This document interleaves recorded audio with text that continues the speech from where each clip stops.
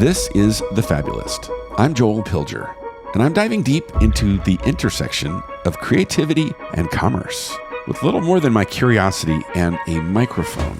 Along with my generous collaborators at Coop Studios, I'm traveling the world to gather all the insights that studio leaders need but are way too busy to grasp.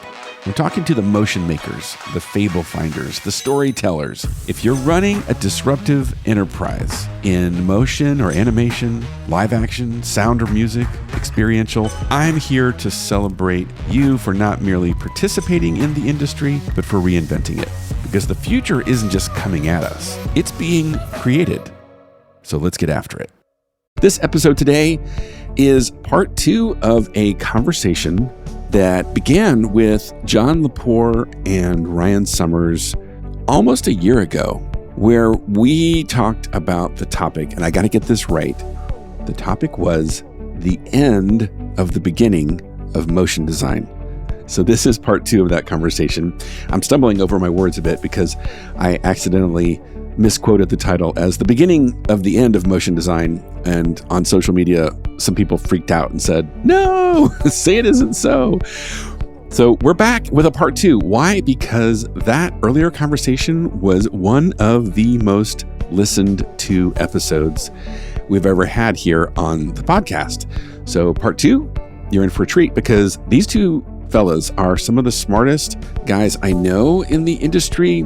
Let's just say this, John Lepore came from a decade and a half, I believe, at Perception in New York. So think visual effects, big title sequences and things for folks like Marvel. And he's now a futurist / consultant, always up to something very innovative. And the guy is so smart, it's almost annoying. Same is true of Ryan Summers, so smart and probably the fastest talking person I know, which is saying something. But Ryan hails from a career spanning Imaginary Forces Digital Kitchen. He's now at Spilt. He also spent a season at School of Motion. So he's really got his finger on the pulse of the motion design industry. What are we talking about today? Well, it's this continuing idea of motion design is evolving and the beginning is over and things are getting really interesting now. When we look at the adjacencies, where motion design is going and how the discipline, the practice, and even the mindset is setting you up for success and a really interesting career despite disruptions, right? Despite all of the curveballs that we feel happening out there in the universe. So I hope you enjoyed the conversation with me and John and Ryan. Hang on to your hat. I'm going to dive right in because there's all kinds of banter that we would normally cover before we start recording, but the banter between you dudes is sort of like gold. So I'm going to let this just flow naturally and maybe set it up with a little bit of a funny aha moment of, let's see, was it you, Ryan, that commented on my comment that Amanda Russell at Cream was saying something, and I said, oh, we should talk about that on our Beginning of the End podcast with Ryan Summers and John Lepore. And she was like, wait, did you say beginning of the end of motion design? Mm-hmm. Did you mean, you commented, I think he meant end of the beginning. That's what I feel. It's the end of the, we are fully at the end of the beginning. I really feel like I always call back to this quote from Mick Jagger. I don't have the full quote, but the essence of it is, I don't understand why people get so upset about like there not being so much money to be made in like music, because from the birth of man all the way to right before CDs, you made money by going out and performing. And for a limited one-time only brief moment in time, you could print music on a sheet of plastic and become a billionaire. And that time came and that time is gone. And now we're back to working. And I really do feel like in motion design, there was a brief moment in time where everybody could basically offer up a commodity as if it was this razzle-dazzle, impossible thing called After Effects and Cinema 4D that only the select few knew how to do. And I think the world is caught up to our tricks. And they are calling the spade a spade when we say we're storytellers and we bring things to life. And they're like, yes, we need that. Do you do that? Or do you just move shiny spheres and squares in After Effects and Cinema 4D? And I think the jig is up. Even before that, it was like silicon graphics, workstations, and, you know, or you had to have a flame or whatnot. That jig is up. Oh, yeah. Do you remember the days, John, when, this is again showing my age. I don't want to reveal yours. But yeah, I mean, this idea of being sort of disrupted and the status quo is no longer working. And I'm scared and I'm afraid. Like, we've been through this 2 or 3 times in our careers. So I don't mean to diminish how it feels to people that are being disrupted. It sucks and it's not awesome. But on the other hand, I think, Ryan, I'm hearing you say, don't freak out, because everyone gets through this. And when you do, it's kind of awesome on the other side. But this is the nature of what we all got in the job, right? Like, there was never a world where there was a contract saying you're going to be an artist working professionally, where you only had to learn 3 years of things, and for the rest of your career, that would be it. That's never been that. And then you combine that with, our industry is art plus technology. What did you think was going to happen? Right? Like, we're not reading newspapers anymore, right? Like, we're not all just, doing kinetic type and explainer graphics. Like, I mean, it comes down to the fact that what you were selling has less value, but the things you were doing to make that thing have infinite possibilities. So are you going to get on the train, or are you just going to, sit there until it doesn't run anymore?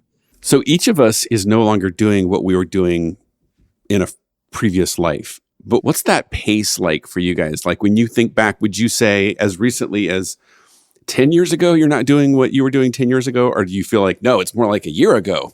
I mean, there's different tracks, right? And there's different layers to it, because there's kind of like the more solid tools or disciplines or whatnot. And that sort of stuff is, for me, shifting quite a bit. But I think there's also just like the mindset and the way that you look at the playing field that you're approaching. And for me, that's the thing that even parts of that are like, oh, I've always thought about things this way. And then there's other layers somewhere in there that are like, oh, this is updating on like a weekly basis, as I'm thinking about how to approach service, how to approach collaboration, how to approach positioning and whatnot. Those pieces for me are just like they have to evolve rapidly. And for me, that's the really fun part. Or I guess, like, I'm at that point in my career where the tools are coming so rapidly that I'm happy to just sort of like watch the conveyor belt move by at full speed ahead and just be like, I'm not even going to be able to get my hands on half of these things. And I'm always going to be fortunate enough to be surrounded by people that, get into and master some of these pieces or different things and whatnot. And the best thing that I can do is just help to figure out, like, how are we channeling that all into something that's moving our clients' goals further, or pushing our client out of their comfort zone and making them feel happy to be outside of their comfort zone and all of that. It's wild just watching this stuff ramp up to the speed at which it's at. And even just like tools alone, like it used to be like you were using After Effects and Maya, or you were using After Effects and Cinema 4D. And it was like that for like a decade. And that was all it was. And then, I don't know, like 6 years ago or so, between GPU rendering and then all this other stuff, all of a sudden the tools started, becoming a lot less standardized. And I kind of love that. I mean, it makes things really challenging in some ways, shapes or forms. It's very interesting you say 6 years ago, because if anybody wants to know the lag between like somebody who's working as like an ECD or a creative director that's not on the box, but still understands the tools, versus a person who's heads down in the box. 6 years ago, John's saying he realized like, oh, it's not just C4D and After Effects anymore. Literally 3 weeks ago at Camp MoGraph, the overwhelming sentiment from the artists that were there coming out of it was the lamentation of like, oh my God, you can't just be a C4D and After Effects artist anymore.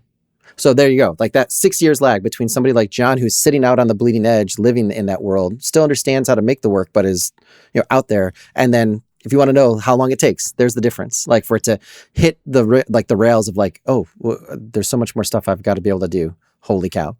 I would say it's wildly exciting in either direction.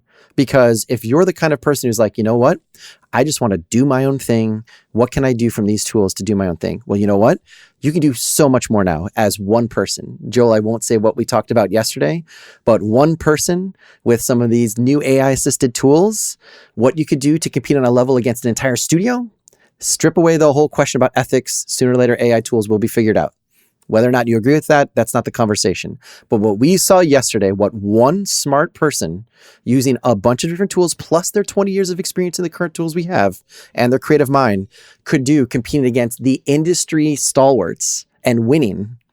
One person can do an entire studio's worth, at least on the initial stage. And then if you want to go the other direction, the ways that you can now collaborate across the world with people from every possible sector in a snap of a finger, you can go either way. You can bolt yourself into a much bigger production and then send it back down to just you for a while, or you can just be a solo. I just saw The Creator. Not the best movie in the world, but the way the movie was made is infinitely more compelling than the actual movie.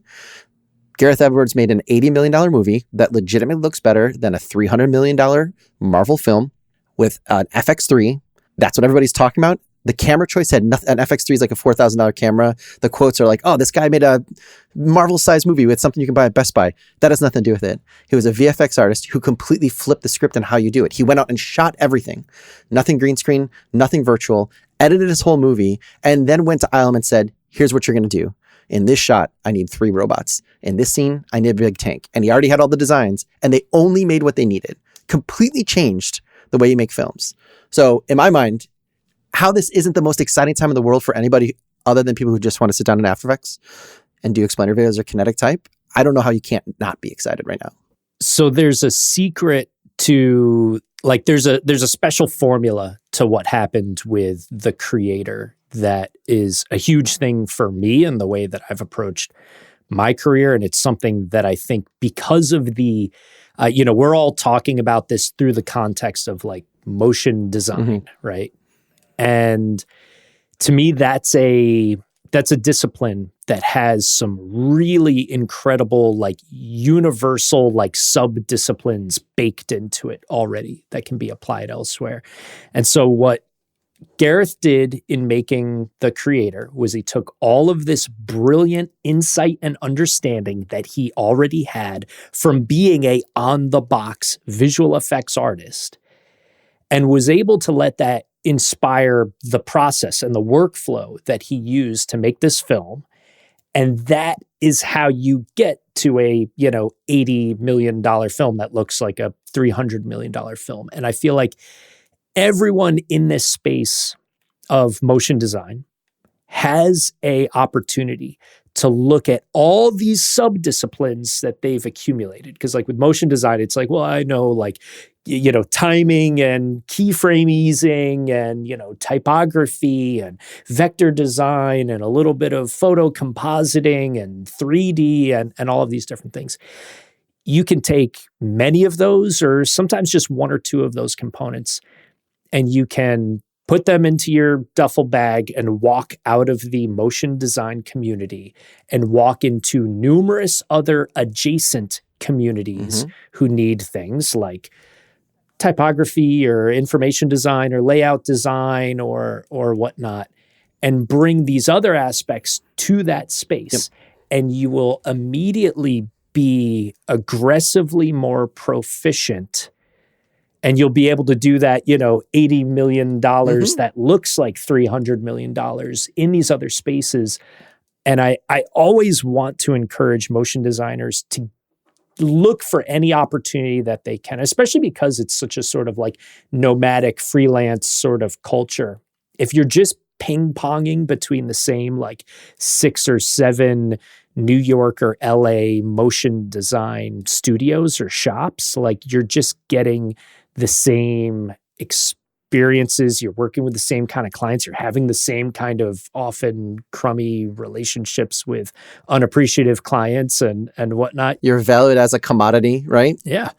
And when you go to these other communities that are like, oh my gosh, we've never, met a gymnast before. Like we would all happily just sit around and watch you do backflips all day long. it can be a really beautiful thing. It can be a really powerful thing. And especially if you go into those spaces and you absorb whatever else is going on in there, that then gets you into that sort of like cross-disciplinary unicorn status. I love that you said unicorn, because I feel like that's what, Joel, we've been saying over and over, is that motion design is not just animation for advertising. As a motion designer, in my mind, everybody wants to put motion design in this little tiny, oh, it's only this really small market. But as a person doing motion design, you actually are the umbrella of all the other adjacent ones combined. That like right now, people are talking about Gareth Edwards in Hollywood like he's some weird mix of like Neo and Gandalf. But I would posit that like 70% of people working in motion design could look the way Gareth Edwards looks like right now if they do what you're saying. If you go into the automotive industry the right way, if you go into the experiential world, if you go into the design world, if you go into agencies, everything you know combined with a little bit of confidence and a little bit of like willing to bet on yourself makes you look like that person that everyone's like, how did he do this? It's like, you can, I think, I normally hate the words unicorn and ninja and rock star, but whatever all three of those combine, a motion designer who's motivated the right way can look like that walking out the door. So I'm going to do a quick reset, just to like, what do they call that? Like reset the room kind of thing? Yes. Is this Clubhouse circa 2021? Exactly. Yeah, exactly. Right. That is so 2021. Well, so I just want to say thank you, Ryan Summers. Thank you, John Lepore, good friends and colleagues, to be having this conversation. For anyone that doesn't know you guys, right, we're talking about this, like this is part 2 of a conversation we started last year, I believe, that we called The End of the Beginning of Motion Design. Do us just a quick favor, because I don't want to interrupt this jam session, this riffing that's going on here. But John, do me a favor, say hi. Give anyone who doesn't know you like the quick log line on John. Sure. So I'm John Lepore. I'm a creative consultant, and I describe what I do as designing the future. I say it like that because it sounds like bullshit, but what I can back it up with is that I spent well over a decade making fictional technologies that you would see in movies like Black Panther, Iron Man 2, and like 20 or 30 other films, and really quickly parlayed that experience into real world digital product design, which mostly steered me towards emerging technologies like AR, artificial intelligence, and all sorts of other wacky things with brands like Google and many of the car manufacturers that are out there and whatnot. And so I've just kind of built up this specialty around coming in and helping teams solve creative challenges in the spaces where the clay is not set, where there is no best practices that exist to rely upon, and look at ways that we can blend this mixture of like pragmatic strategic thinking and these advanced disciplines, particularly coming from the background of motion design, animation, 3D, and whatnot, into creating the next generation of experiences. John might be the poster child of like expanding into the adjacencies, right, Ryan? So for anyone that doesn't know you, give us the quick log line on Ryan. My job title is technically senior creative director at a motion design studio called Spilt. I think of myself as an animator who loves pretty much everything and took a decade to find out that I was working in motion design. I worked in films, I worked in TV, I worked in video games. I produced and made documentaries, shooting, editing stuff. But at the heart of all of it was based around everything I loved about animation. I was a student going towards chemical engineering for a long time until I found 3D animation. So that probably colors a lot of the way I think and talk. But I would say I spent 10 years trying to find motion design without knowing the name. Spent another 5 years working at places like Imaginary Forces and Digital Kitchen, getting better at it. And then for the last 5 years, basically taking all that stuff and basically doing what we were saying, right? Like took motion design skills, animation skills, and went out into the real world and applied that. So things like basically created from scratch the Warner Brothers Hotel in Abu Dhabi, where we had an empty vessel, a building, and filled it with about 95 minutes worth of feature film quality animation that we did for a fraction, like talking about Gareth Edwards, for a fraction of the cost of it, but also imbued the entire building with the essence of Warner Brothers Studios. So like down to how the people talk, what outfits did they wear, what were the names of the restaurants, what carpeting did we choose. I hand selected every single photograph that went to every single room in the building to make every single, like guest experience completely unique and bespoke. times a bunch of other things, stores, shopping malls, like I still get into After Effects and sling keyframes. But at the end of the day, it's for I love the word that you say experience, because I think that that's the sum total of what I think like you can do as a motion designer if you take your skills one step past making commercials. So it's ironic for me, no longer being a creative. I know I'm always a creative, but no longer making creative work. For somebody that doesn't know me, I'm Joel. I ran Impossible Pictures for 20 years, which was in Denver and, a successful enterprise, and then said, I want to go help everyone do what I did. So I started working as a consultant, and now, I hang out with a couple hundred studios around the world, and I bump into all these amazing, smart people and become friends with people like you guys, which makes my life really, really fun. Ryan, there's one thing that you didn't mention, the years that you were at School of Motion, you got exposed to what I would call maybe the epicenter of like the people that are on the cusp of, I know it's motion design, and that's maybe the smaller word for a larger ecosystem, but you're still there, very much like have your finger on that pulse, right? Because of all the just where you are and all the relationships you made, the connections and the followers and all that kind of thing. Are you sensing an increasing optimism or increasing pessimism when we talk about all of these changes and things that are happening in our industry? What's the vibe? I think there's an overwhelming sense of panic and doom and gloom, partially because of all these rapid changes. We just had the summer of NFTs and then crashed that. And it very, very, very quickly just had this very fast gradient into what the hell is AI going to do to my career. But I think it's all the underpinning nature of all of it is this, I hate to use this phrase again, but this idea of like, are you the architect or are you the bricklayer?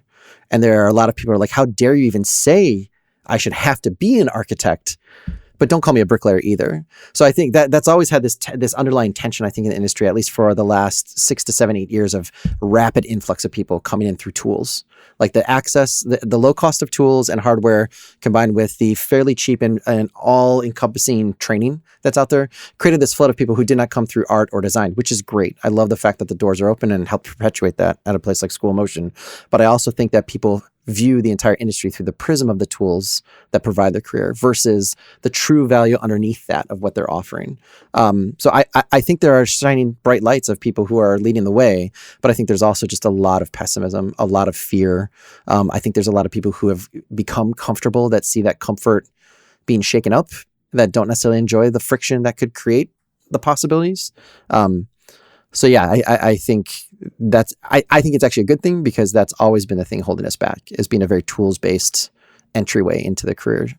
Would you say, I've certainly have seen studios and the owners behind those studios maybe on a similar curve, but maybe 6 months ahead of others, in that they are maybe more accustomed to being disrupted and having to be in a state of constant pivoting and evolution. But I don't know, do you have any thoughts on that as if you were, based on the owners and the principles that inside of our community, do you see a similar vibe, or is there perhaps a little bit more like, okay, we're going to get through this? I think there's like, if we're talking today, exactly today, there's more hope with a lot of caution, because we've seen, like, I think across motion design there's been an overall slow down trend over the last year and a half versus the explosion for the previous 2 years due to COVID and all the other stuff. But the thing that's really weird, and you guys probably the empirical proof of this, is it feels like every quarter or so most people are seeing like a little spike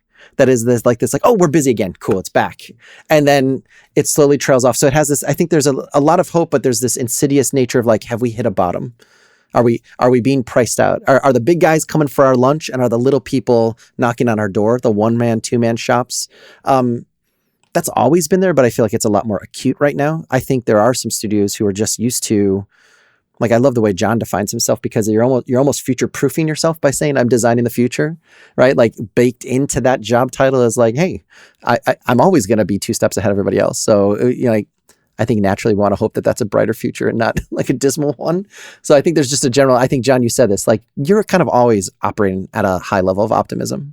Yeah, I mean, it's important for me to empathize with the doom and gloom that a lot of people are feeling out there. Like I don't discount any of it. I'm very sensitive to it, and I have my own like waves or fluctuations of it. But I think it's also like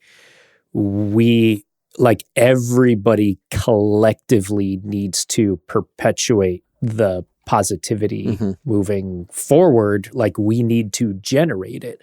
And this is going to be kind of very broad, but there's this topic that I keep circling back to. I was speaking at a AI conference a month or two ago, and the whole thing that I got into was just like, listen, like nobody knows what the future is going to be like. Like nobody has an accurate crystal ball that can tell them. So if you were to ask any person on the street what they think of when they think of the future, their mind goes straight to fiction. And what we've seen in fiction and you know, like back in the days of 2001 A Space Odyssey, the future seemed positive. Even with Evil Hal, the future still seemed, you know, positive and optimistic around that time, and original Star Trek and whatnot. We're now about 15 to 20 years into nonstop visions of the like grimiest, grungiest, most dystopian future ever. Even the creator is even a good example of like, it's the most textural, disturbing, chilling, dark, gloomy, you know, sort of vision of where things are going. And that's kind of like, that's fiction's job. Like fiction needs conflict to keep you interested. And aesthetically, I think we're all like drawn towards that. We're all like, oh, we love, you know, Blade Runner, Akira, whatever, you know, like that stuff all connects for all of us. But we no longer have any like positive future like models to look up to. Like even when I was a little kid, like Epcot Center, which I never got to go to when I was a kid. I was always like, I want to go to that place that's got the giant spherical, you know, structure that seems like the most futuristic place on earth. And then by the time I got to Epcot when I was like, I don't know, 26 years old, it was like exactly the same as it was in 1983, but everything had just sort of yellowed and decayed a little bit and whatnot. Yeah. And so, you know, like it's really tough, I think, to get super excited about the future, especially when we're right now in this moment where the future is looking unbelievably disruptive and unsettling.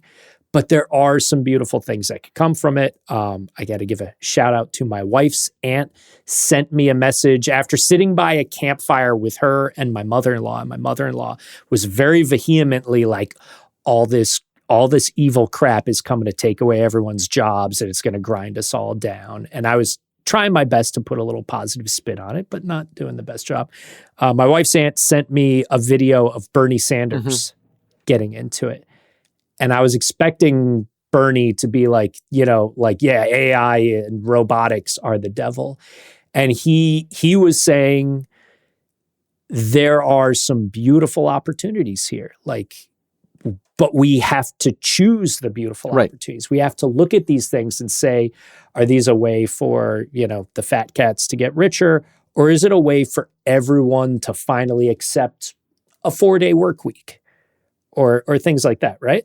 Can we talk a little bit about that? Because we've just talked about like Epcot, right? The vision of the future, the experimental prototype community of tomorrow, right? You talk about like all this technology we currently have when we were dreaming of all this stuff in the 50s. But if you talk to somebody who was like our age back then, the whole idea about the future was technology is going to come and make it easier for us to have more free time, to have more time with our families, more time with our hobbies, more time like leisure, more time in the community. And what did it do? It didn't do that. It created this hustle grind culture where people are like 60-hour week, work like crazy, hustle. And though I'm not saying I agree with this, but it also blows my mind that now the tools that are in the near future are basically saying, you know what?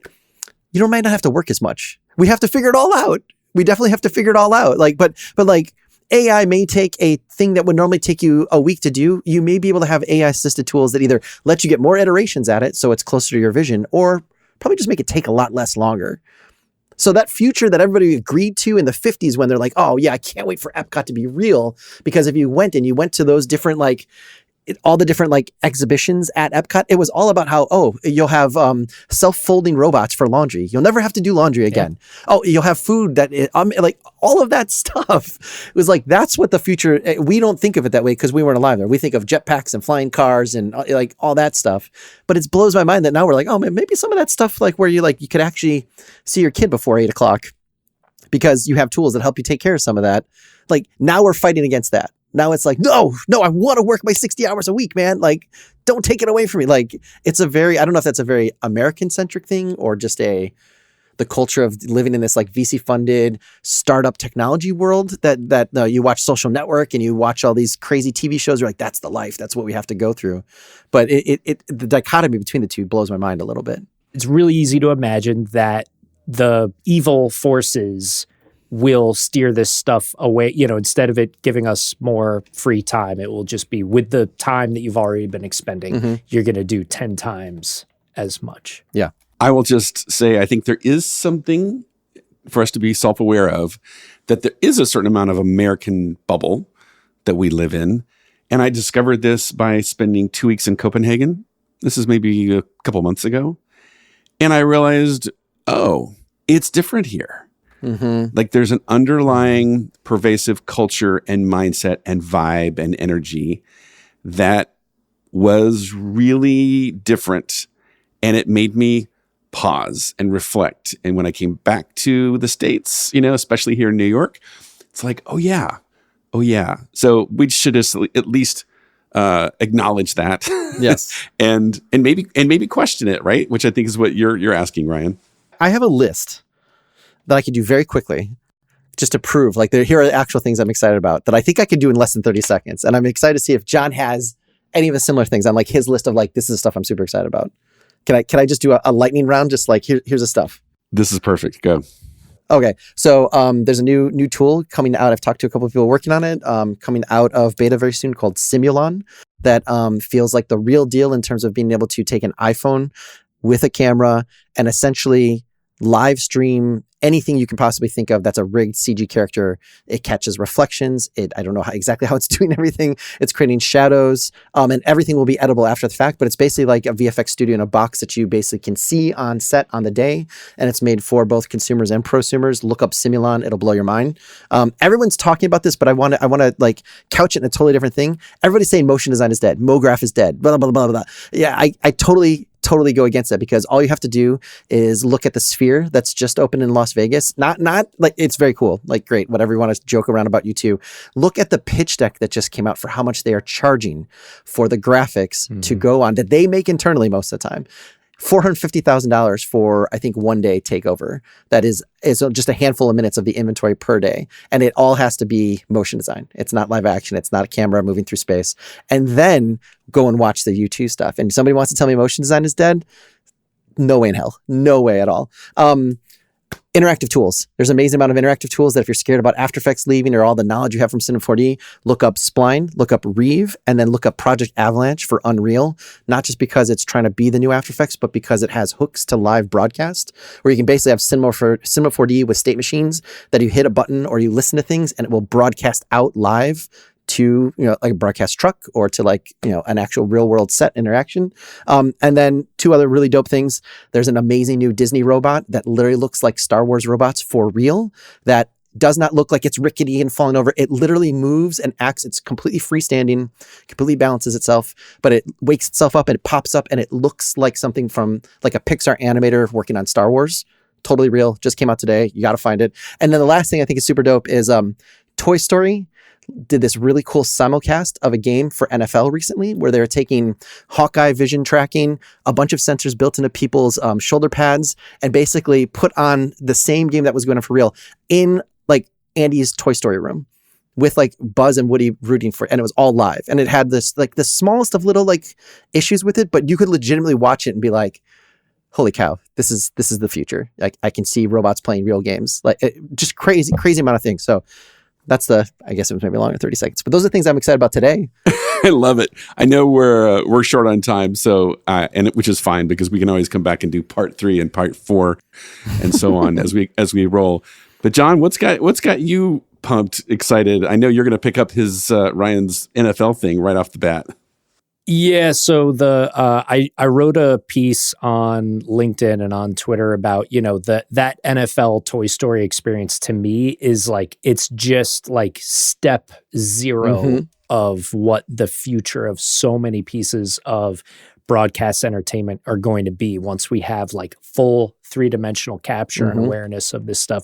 There's some amazing things there. Ryan, you mentioned Spline as one of the new tools. Yesterday, Webflow, which is one of the biggest like web development tools, just announced that they are like integrating Spline directly into Webflow. So we're going to see a whole lot more 3D on the web, which to me is like that's almost old news, but it's like foundational tech for what we will all be experiencing in much more like immersive environments and experiences. And there's so many of those things that are on the horizon and are coming really, really quickly. And the people that are in those spaces close to those things, they're coming from a legacy of tech and a way of approaching design and user experience that isn't ready for this. And they need that insight. They need that flexibility. They need the people who are comfortable in jumping into three-dimensional space and using information and data, but in a way that it moves, in a way that it occupies a physical space and still communicates and conveys information to the users of these new experiences. So, I mean, to me, that's still even tip of the iceberg. Every other physical product that's out there, whether it's a car or a piece of electronics that you hold in your hand, or a piece of electronics that moves through your home, or whatever it is, all of those things are going to have a visual communication layer baked into them that will be closer to motion graphics than it is to anything else that currently exists. And to me, that's all prime for the taking. And, as Ryan said the last time we talked, it's just up to the motion designers out there to choose to just reach out and grab it, because it's all there waiting for us. Yeah, it's like, I think we were talking about it as like a brass ring or something just to be grasped and taken advantage of. What was the F1 thing that I saw you posting about that kind of lit you up? So Apple is supposedly making a $2 billion per season bid to get the global exclusive rights to broadcast Formula One, which is like my favorite sport. So I'm geeking out over it just for that reason alone. But I also immediately can't help but just start looking at it and thinking like, well, Formula One, they already have a terrific streaming platform that they use. If Apple's going to purchase a sport, they're going to have to kind of like one up that platform.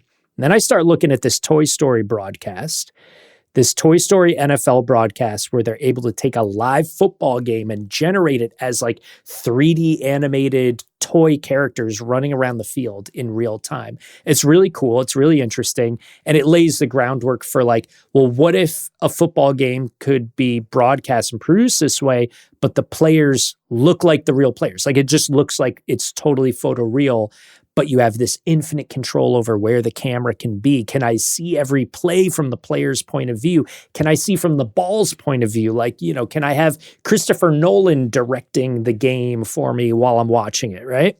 Right. But that's going to be really hard to do. That's going to be tough. It's going to take a while. We'll get there, but the capture, the tracking, all that stuff, it's still got a ways to go.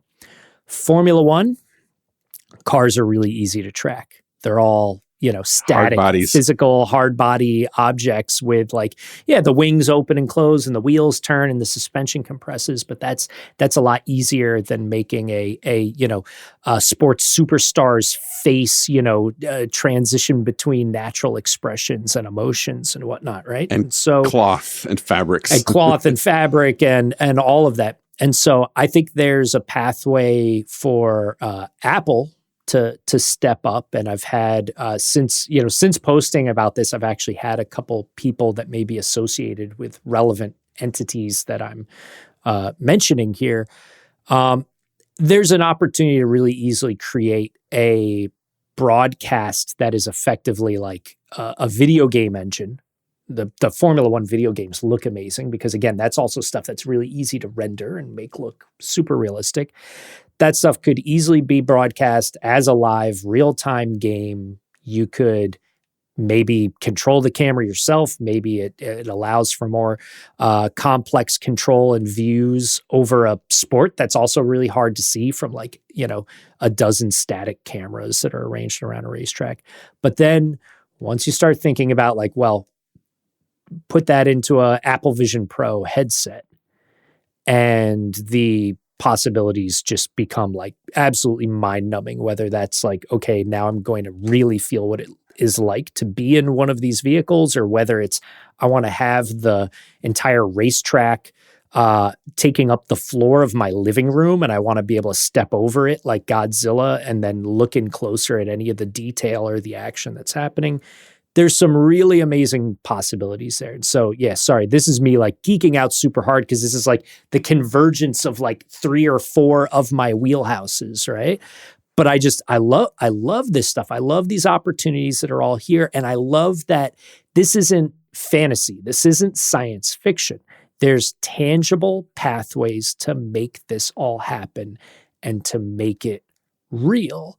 But it also requires a bit of like cross competency collaboration, but it also requires people that are comfortable with ambitious, like create or imagine anything and make it happen. And if you were to talk to a user experience designer and say like, could you, really quickly prototype someone having a realistic miniature sports arena on their coffee table, they would be like, oh, geez, but how to do this or how to do that or whatnot. You talk to a motion designer and they'd be like, oh, we could have clouds and birds flying over it too. It'll be beautiful. It's going to be great. It's going to be so immersive and incredible and exciting and dynamic. And wait until you see the fireworks show that unfolds at the end of it. Like this is the space that we are heading into uncomfortably quickly is tailor-made for the mindsets that we have in our immediate community.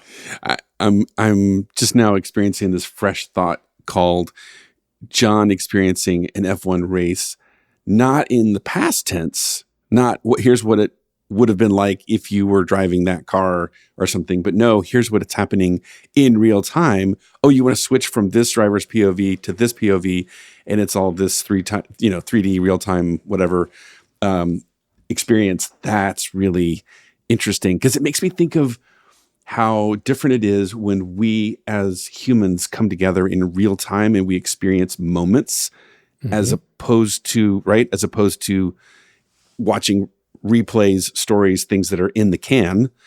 There's this whole, call it appointment viewing, what have you, dynamic that is really interesting to think about, that is very different from the streaming model. We've all, that at its heyday here a few years ago, and it's being challenged now. And maybe this technology and creativity and everything you're talking about that merges all these really weird adjacencies along with motion design is going to give rise to a new form of entertainment, but also maybe new forms of community even, because once you bring in real time, it's not just entertainment. There's something else happening there. Yeah, anything that is happening in the now is always going to have a certain sort of like prestige or attraction to it, whether it's live theater or a concert or a live event that we're all watching on television at the same time. Like there's something about that. And I think there will continue to be some really exciting things that happen in those spaces, benefiting from advances in real-time technology and AI and what that is enabling. And I would certainly continue to advise that any of the people in the motion design space start to get comfortable with some of the real-time tools, even if you're not using them for real-time specific events or kinds of disciplines. There is going to be a point in the next 5 to 10 years where real time is just by default because we hate waiting for renders and that sort of business. But I think it's potentially going to open up some really amazing experiences, many of which we can't even fathom yet, and it's easy to also look at like, yeah, well, like, it still feels gross to imagine a bunch of people wearing their sweaty headsets, in complete isolation and whatnot.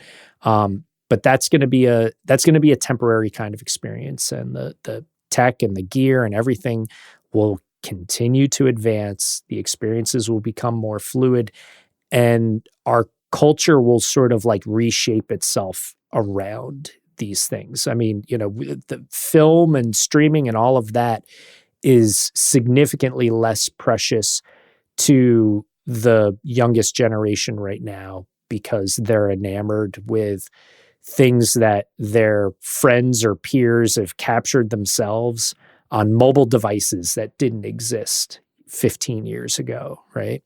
My brain got slightly broken recently by Justin Cohn, right, of Buck, formerly Motionographer fame, when he was just kind of casually mentioned, well, of course, the mobile phone as we know it is going away. Like, these devices are ridiculous. This basically this brick that we all carry around in our pocket and we kind of break our necks staring at all day long. Like, of course, that's not the ultimate solution to this thing that we're trying to do as humans.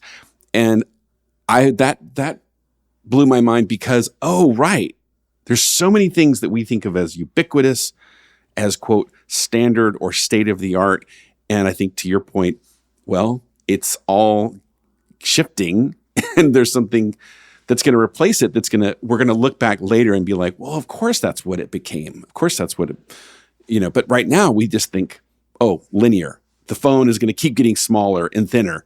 And yeah, that's linear thinking. Absolutely. And, I think it's also important that we look at our experience in this space and the disciplines that we've developed, but most importantly, the kind of like mindset that we've gathered going through the collaborative, creative process, whether that's for advertising or for product design or for film or television or whatever it is, and really just look at what we can distill from that and start applying elsewhere, because there is going to be something where these tools that are becoming increasingly more accessible, rapidly so, particularly with AI and the way that those tools are enabling things, we may get to a point where it's sort of like everybody is a motion designer to some extent. Everybody at least knows how to apply animated type to an Instagram story that they're posting up, right? And can make you beat me to it. And can make choices and decisions around that. And I think we have to be prepared for what it means when everyone has the capability to create this incredible content and experience it in different and new ways than we used to. And so for me, the automatic default is just like, well, how do we continue to develop these tools or these experiences that enable or make it easier for people to create and define their own stories and whatnot? Because again, I mean, it's rare nowadays that I get a message from a friend or a family member who's like, you have to go out and see this film or turn on Netflix and watch this right away. But 20 times a day, I get a message that pops up that's like, yo, check out this Instagram reel. Check out this TikTok video. Oh, check out this thing that was over here. And none of it is made by James Cameron or Gareth Edwards or anyone else. It's just made by, kids and people sitting around entertaining themselves. Right. And so there is this really interesting thing where we have a generation that's being raised on content that has no dependency on fidelity or production value. Right. And so I want to also make sure that we're looking at ways that production value isn't the only thing that we've got. It's not the only thing that we are offering or providing or serving. Yeah, the barriers to entry, man, just have been obliterated. So I'm going to speak for Ryan here because no, has not been that quiet. We all know him better than that.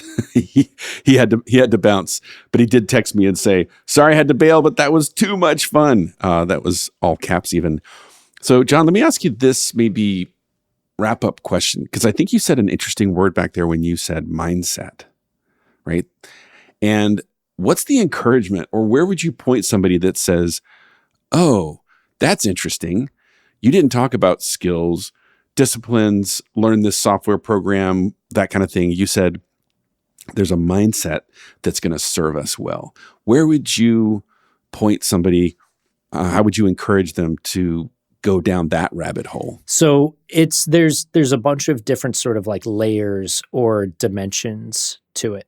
I think the first, and most objective piece is just making sure that we're always looking at, when we work with our clients, whoever they are, no matter what space or discipline that they are in, that we make sure that we are keeping an emphasis on understanding what their problem is that they are trying to solve, understanding what we have in our capacity to help them with that, as opposed to like, making our own personal portfolio piece or whatnot, but also trying to understand their challenge or their problem better than maybe they even do, or maybe have the time to, right? And looking at ways that we can further reframe or better understand or approach the brief or rewrite the brief for the client or change the challenge or the ask, or just work in that sort of space to make sure that we're providing the best value, not for exactly what was written in the email outlining the requirements, but to make sure that we're serving the higher goals.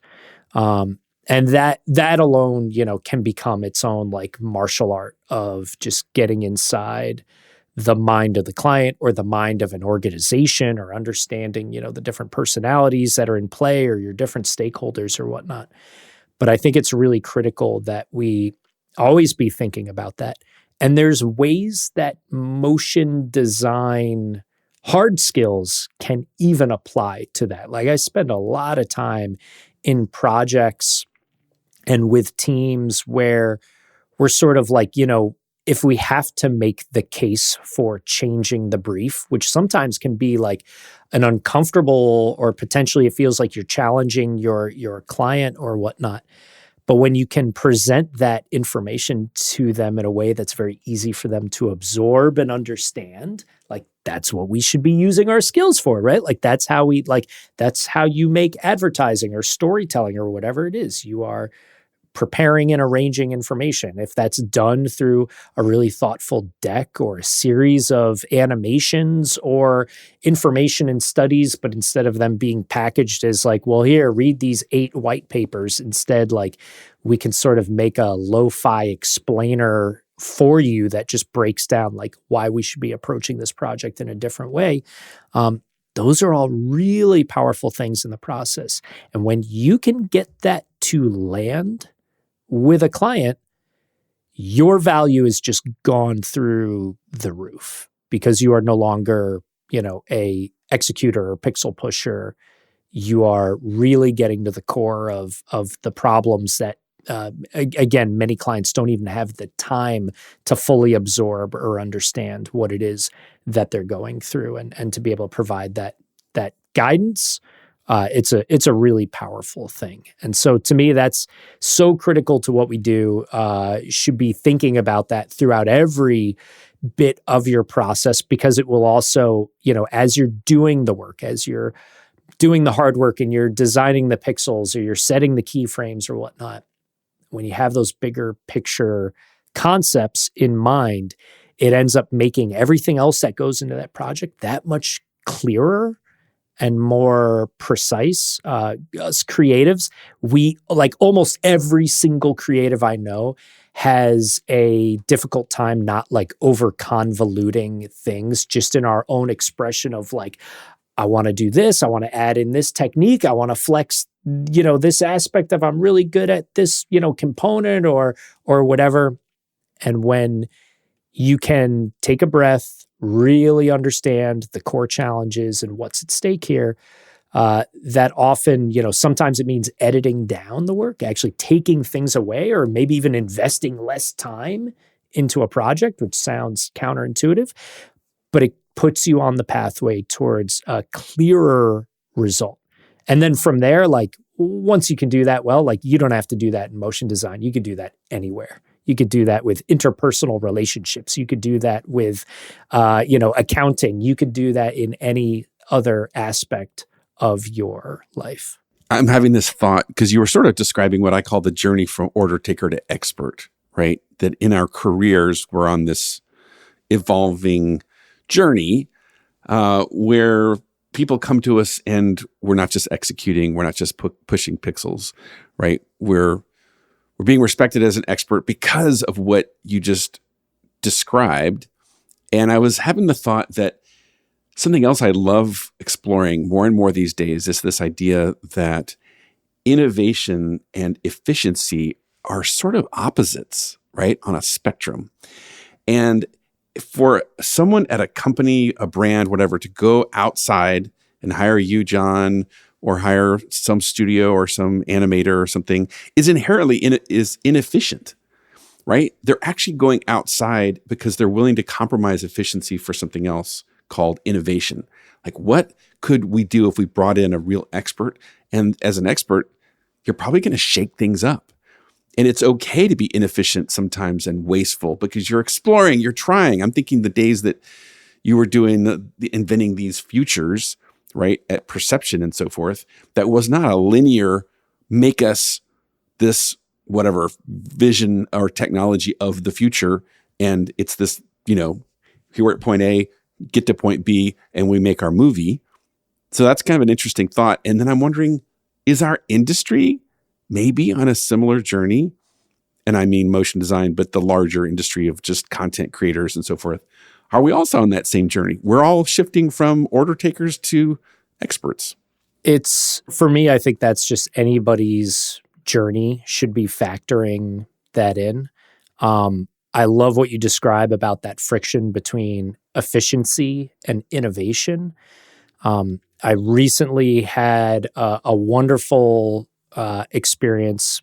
I was consulting with one of the top tier legendary motion houses in New York, and they had an enormous client, one of the single biggest clients you could have in the world of tech. And we were working on an initiative with this client. There was an incredible team that was assembled, like artists, several of which that I've looked up to for a very long time. And we approached this project, and I think the biggest contribution that I made as a consultant was like just telling everybody to kind of like slow down, take a breath, like let's not make the thing yet. Let's not jump into it and put all the pieces together. And it's interesting. I've done this numerous times in my career where I've got a team in front of me and everyone's like itching to just be like, let me fire up I just want to show you what an awesome rendered for this could look like and whatnot. And it's just like, I know you're awesome at what you do. You don't have to prove that to me. We don't have to prove that to the client right now. We just have to focus on the core ideas, the core pieces of this process that are going to be critical and important to them. And everyone was like almost panicked, almost like won't we be not giving them enough value and whatnot? Just guys, just bear with me. Everybody, it was almost like Braveheart when they're telling everybody to like, hold your position, keep holding. It wasn't that we were holding. It wasn't, nobody was sitting around and just, like having a wonderful, easy week or whatnot. We kept everybody on the team was just focused on ideas, from the most junior artists to the most senior artists, like nothing beyond pencil sketch fidelity. And let's just keep the ideas going. And it helped us create something that was so much more thoughtful and so much more proven and based in research and data that we were able to present to the client. And the final product that we presented, and this wasn't for a public consumption piece, this is for like an internal R&D initiative. The final product was at an incredibly low fidelity, particularly for this studio, which is known for their exceptional super high bar of quality.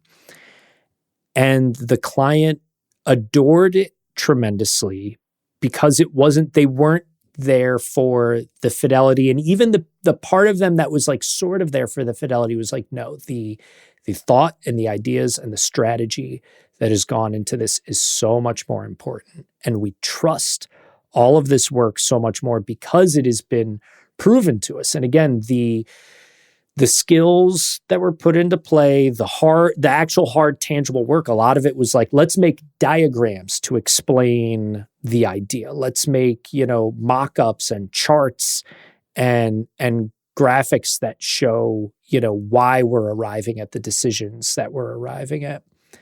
And that's sort of like, showing up with really well thought out blueprints and like one or two paintings of the final structure or whatnot. It was so valuable. It was so powerful for that team. And so it's a journey that I love going on with, teams and groups of creatives. And it's really fun for me to watch because it is always like 1 or 2 weeks or maybe even a month of people on the team. Like it makes them very anxious to not just jump in and just be like, but I need to, show you how good my renders are. But when everybody on the team started realizing how much more impact they were having on the project through their thought and through the ideas, for me, it was a really beautiful thing. And I was really touched that, as the project came to a close, there were several members of that team who were like, wow, like, I thought you were crazy at first, but that ended up being like a really empowering and beautiful experience for me in my own process and understanding that all of this other insight that like I didn't even know was a big part of what was informing my work was actually more important than the, clickety tappity stuff I was doing in the software. So everybody's got a latent version of that built up inside of them. And I would just want to make sure everyone's trying to find that. Well, as a former industrial designer, you're speaking my love language of that iterative sketch and conceptual process that is inherently inefficient, right? You should just sit down and make the thing already because you can. And these tools and technology and all that allow us to just rapidly get into making the thing, but we miss all that magic. So I appreciate that story. Well, I was going to say, let's end it there, but instead let's just say, let's pause it there until you and I and Ryan come back for episode 3 of the end of the beginning. Did I get it right? Did I say the title right? It is officially the end of the beginning of motion design. And yeah, props to Ryan. I'm sorry he couldn't hang with us for the final laps of this, but that was, I believe he coined that term last time, the end of the beginning. And I think it's absolutely perfect for where we're at. Yeah. Well, in deference to him, because I know he's listening to this now and being like, "Oh, I wish I could have jumped into the final bits of that." We'll pick it up with him again next time. But dude, I look forward to seeing you hopefully soon here in New York, and Ryan out in Colorado or else soon as well. But thanks for being part of the conversation and sharing your wisdom and all your learnings of late. Always a pleasure, Joel. Thank you. Thanks for listening, and thanks to my collaborators at Coop Studios. To learn more about them, visit coopstudios.com. As for you, if you're focused on running a strong and thriving creative company, consider joining Forum, my private network of the world's leading studios. For details, go to joelpilger.com.